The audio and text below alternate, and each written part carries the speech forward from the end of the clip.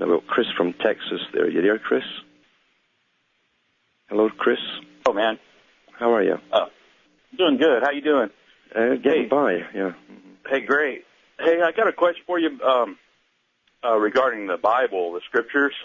My question is, like on the book of First Kings, they had a system of, and also in the book of Judges, they had a system of government where there was a, judges over a certain number of people. And, the story goes, they insisted on having a king, and God warned them, if you have a king, you're going to have, taxation, you're going to have them take your sons off to war, and so on and so forth. And like other things I read in the Bible, like in the New Testament, the churches, the New Testament churches, after, Paul went on his missionary journeys, he would send out evangelists, and they would set up churches, and they were to be autonomous. They were to have an autonomous form of government, and there's nothing in the Bible that would warrant any kind of a centralization. So it seems to me like all throughout the Bible too, I see different things that are kind of anti any kind of a central control. You even look at the Tower of Babel. It was God. They were started to come together, centralized power, and then God, send them out, confuse their language. So it seems like the Bible is very much against this system. I mean, what do you? No, it's not. There's two ways to read it. There's two ways to read that Bible. And remember, that Bible has been brought in for every president all the way from New York by 8 members of the High Lodge when the president's sworn in. That same Bible. It's a Masonic Bible. Right. And you look at it one way because you've been trained from birth to see it one way. They, having the abilities and also being taught, once they get up the degrees, at least the ones who are worthy to get up the degrees, they're taught the real meanings of it. And the real meanings are the system. It's how to manage human people, masses of human people. And what they tell you right there is, what they're showing you is that most people have one big weakness.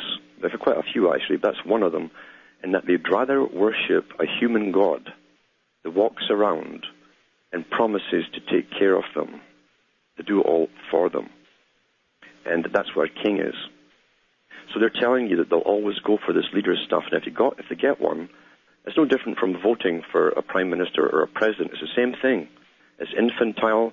You're handing all that right and power to make laws to affect you and everyone else to a total stranger, and you're taught to believe that person is altruistic somehow, different from the rest of the people. They always come from, they're multi-billionaires, most of them are millionaires. Mm-hmm. They clawed their way up there, or their ancestors did, by hook and by crook. But you think somehow they're going to take care of you. That's infantile. It's the same con. And they're telling you that people would rather worship two-legged heroes than follow some invisible deity that touched their heart in some way. That's what they're telling you right there. That there's two ways to read everything in that book. You see? You don't say the book of Enoch. I'm sorry? It's the same with all of it. So slavery is condoned in it. It's right, quite it acceptable. is, definitely. Debt, slavery up to the 5th generation to pay off the debt.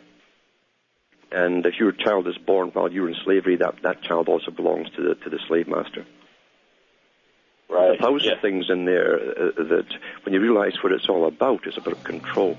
And even Jacob gets all the preferences for stealing the birthright of his brother, and blessed by God for doing it. Hi, folks. I'm Alan Watt, cutting through the matrix.